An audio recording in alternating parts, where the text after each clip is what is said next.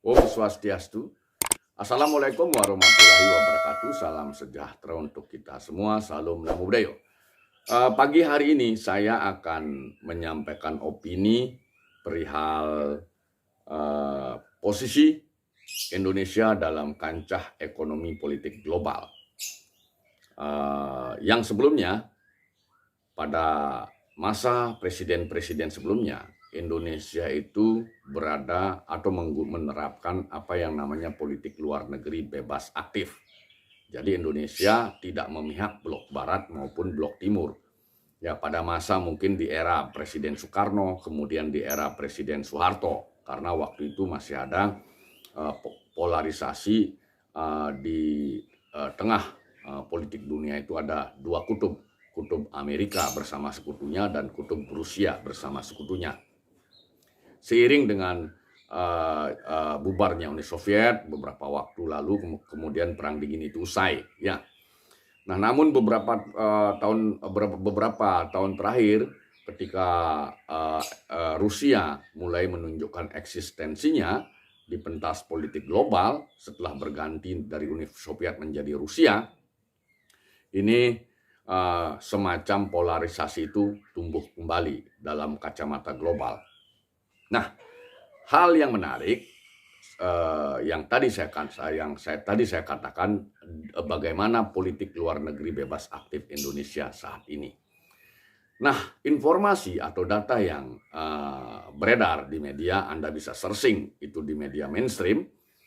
Sejak tanggal 6 Januari 2025, Indonesia bergabung menjadi anggota BRICS, yaitu kerjasama ekonomi beberapa negara di dunia, diantaranya dimotori oleh Brasil, Rusia, India, Cina, dan Afrika Selatan. Dan Indonesia masuk ke dalamnya.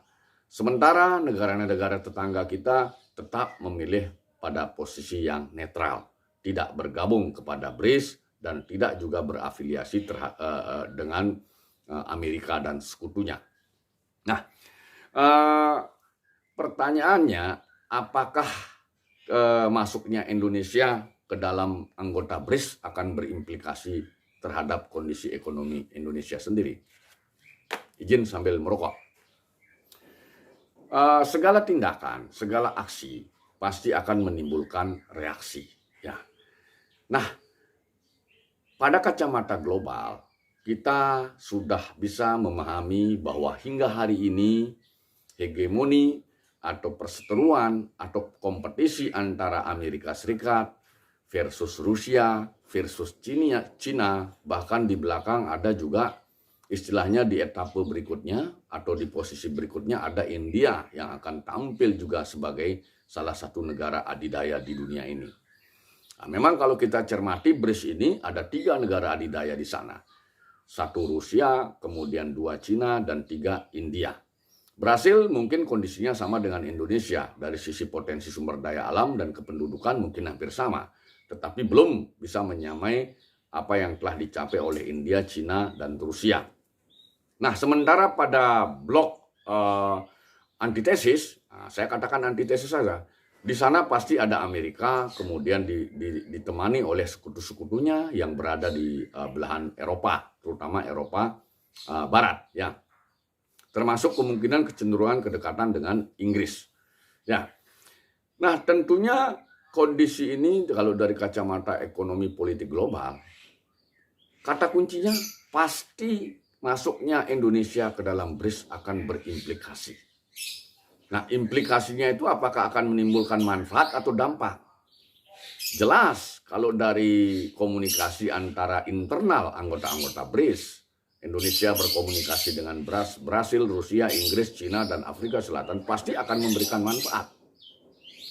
Tetapi antitesisnya, negara-negara antitesis, apakah dia akan menerima begitu saja kondisi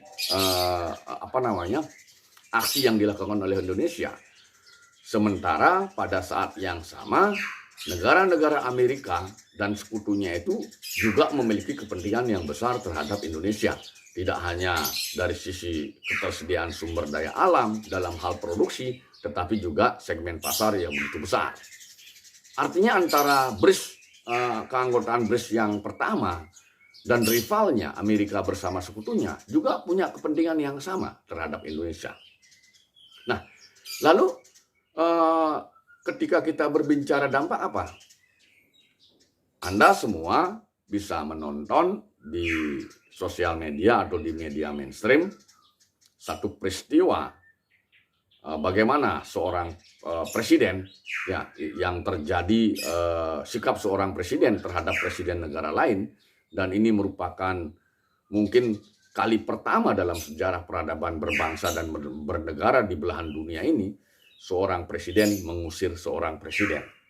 Jadi beberapa waktu lalu Donald Trump di Gedung Putih, di dalam Gedung Putih, yang menerima kunjungan resmi dari Presiden Ukraina, Zelensky, itu karena perbedaan pandangan atau perbedaan pendapat, Zelensky diusir oleh Donald Trump dari ruang Gedung Putih pertemuan itu.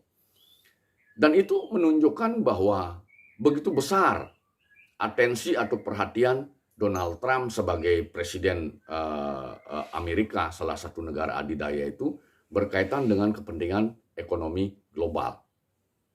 Jadi bahkan dalam perbincangan itu disebutkan bahwa Amerika sudah membantu Ukraina kurang lebih hingga di angka 8.500 triliun. Dan Donald Trump berharap, bahkan menginginkan Zelensky menghentikan perang melawan Ukraina. Karena perang Ukraina itu merugikan negara-negara sekutunya Amerika yang ada di Eropa Barat, berkaitan dengan naiknya harga-harga kebutuhan hidup di sekitar Eropa Barat itu akibat perang Rusia-Ukraina. Maka jelas sangat masuk akal Donald Trump berupaya untuk menghentikan itu, tetapi ditolak oleh Zelensky, sehingga akhirnya Zelensky diusir dari Gedung Putih. Itu ceritanya. Nah, peristiwa itu tentunya menunjukkan bagaimana atensi seorang Donald Trump. Yang kita tahu dibandingkan dengan Joe Biden, Trump lebih reaktif dibandingkan Biden, presiden sebelumnya, dan aksi yang dilakukan lebih proaktif kalau dibandingkan dengan Joe Biden yang sebelumnya. Nah, lalu bagaimana tadi berkaitan dengan masuknya Indonesia ke BRICS? Sebagaimana saya katakan, salah satu izin sambil minum kopi. Salah satu perusahaan yang notabene sahamnya itu milik orang-orang Amerika, sebut saja orang-orang kaya Amerika, sebut saja nama perusahaannya McMoran yang memegang Freeport, kemudian ada juga kalau tidak salah Newmont yang memegang banyak konsesi lahan tambang di Indonesia. Itu kan sumber permodalannya dari orang-orang yang menopang Gedung Putih, dalam hal ini yang sekarang menjabat Donald Trump. Nah, ini salah satu bukti bahwa ada keterkaitan yang kuat, ada keinginan yang kuat dari Gedung Putih dan orang-orang kaya yang menopang di belakangnya berkaitan dengan kepentingannya dengan Indonesia ini. Nah, masuknya Indonesia ke BRICS tentunya dari kacamata pejabat-pejabat Gedung Putih, atau pemikir-pemikirnya Donald Trump, termasuk pemodal-pemodal yang menopangnya, pastilah mereka akan kecewa. Kalau tidak ingin mengatakan kata pasti, mungkin bahasa yang lebih halus adalah kemungkinan besar orang-orang yang menopang Donald Trump, baik itu pemikir kuat, penasihat presiden, maupun orang-orang yang menopang dari sisi finansial modal, pastilah atau sangat mungkin kecewa dengan masuknya Indonesia ke dalam keanggotaan BRICS. Nah, kemungkinan kebenaran akan tesis tadi, kita bisa lihat bagaimana tren rupiah terhadap dolar sejak dilantiknya Prabowo sebagai presiden di Indonesia itu bisa dikatakan terus mengalami penurunan, meskipun trennya setiap hari demi hari tidak terlalu signifikan. Tapi kalau hari ditambah dengan hari diakumulasikan, itu akan mengakibatkan kecenderungan semakin terprosoknya nilai tukar rupiah terhadap dolar. Kalau tidak salah hingga hari ini per tanggal ini itu nilai dolar terhadap rupiah adalah tidak kurang dari 16.500 rupiah kalau tidak salah. Demikian juga yang terjadi pada bursa saham Indonesia, indeks harga saham gabungan. Jadi sejak pelantikan Pak Prabowo hingga hari ini kecenderungan trennya itu terus melemah. Nah, ini yang saya pribadi curigai bahwa ini memang merupakan semacam ada skenario besar untuk mengganggu ekonomi Indonesia.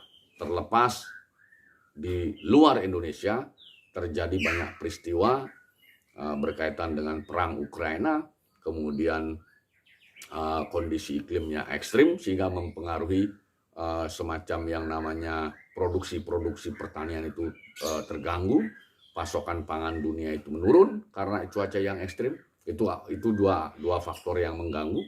Kemudian tentu saja faktor ketiga yang harus diwaspadai oleh orang-orang Indonesia adalah serangan di sisi moneter atau serangan pada aspek moneter. Karena kejadian ini pernah terjadi di Indonesia kalau tidak salah di tahun 97-98, bagaimana George Soros yang hanya seorang diri datang ke Jakarta kemudian melakukan spekulasi permainan kurs mata uang sehingga pada waktu itu kalau tidak salah nilai rupiah betul-betul ambruk.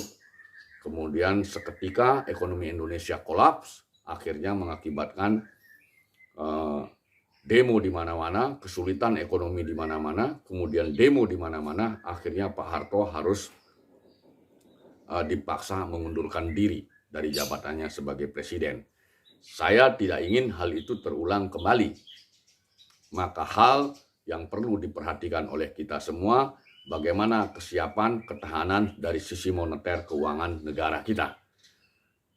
Nah, kemudian yang keempat, beberapa hari yang lalu Turki tumbang dari sisi kurs.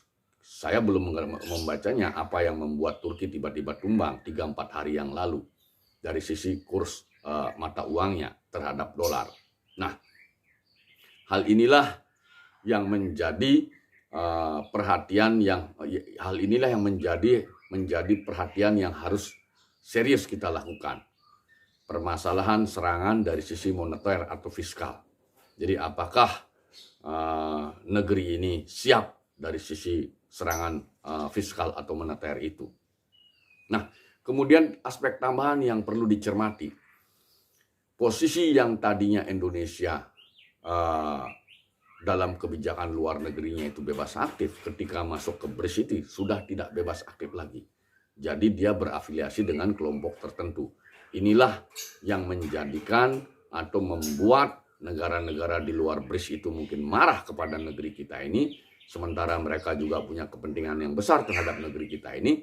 Jadi peluang untuk kita diserang oleh negara lain dari sisi finansial moneter, fiskal moneter itu sangat terbuka sekali. Nah, mudah-mudahan hal itu bisa dicermati oleh kita semua. Bahkan tadi pagi saya membaca media di Eropa Barat itu sudah mulai memberikan arahan kepada publiknya untuk belajar mengatasi konflik. Salah satunya itu di masyarakatnya dihimbau untuk melakukan stok pangan untuk 3 hari. Nah, ini kita tidak tahu apakah itu program yang memang berdasarkan riset yang mendalam sehingga negara Eropa Barat melakukan hal yang himbauan yang seperti itu, ataukah itu merupakan spekulasi tanpa dasar. Nah, namun berkaitan dengan tema pada pagi hari ini tentang politik luar negeri Indonesia hari ini, simpulan yang saya sampaikan bahwa sejak tanggal 6 Januari 2025 di bawah kepemimpinan Presiden Prabowo Subianto, Indonesia fix secara ekonomi sudah tidak lagi menerapkan politik luar negeri bebas aktif. Tapi Indonesia memilih salah satu blok yang ada di dunia ini. Jadi dunia ini ada pandangan saya hanya ada 2 blok. Blok BRICS dengan antitesisnya BRICS. Yang dimana antitesisnya BRICS ini dimotori oleh Amerika dengan negara-negara sekutunya terdahulu yang masih terpelihara hingga saat ini. Mudah-mudahan elit di Jakarta memperhatikan ini, menganalisis ini, dan tidak salah dalam mengambil keputusan ke depannya. Akhirnya kurang lebih dalam penyampaian saya pada pagi hari ini, saya mohon maaf, saya tutup dengan menyampaikan Prama Santi. Om Santi Santi Santi Om. Assalamualaikum warahmatullahi wabarakatuh.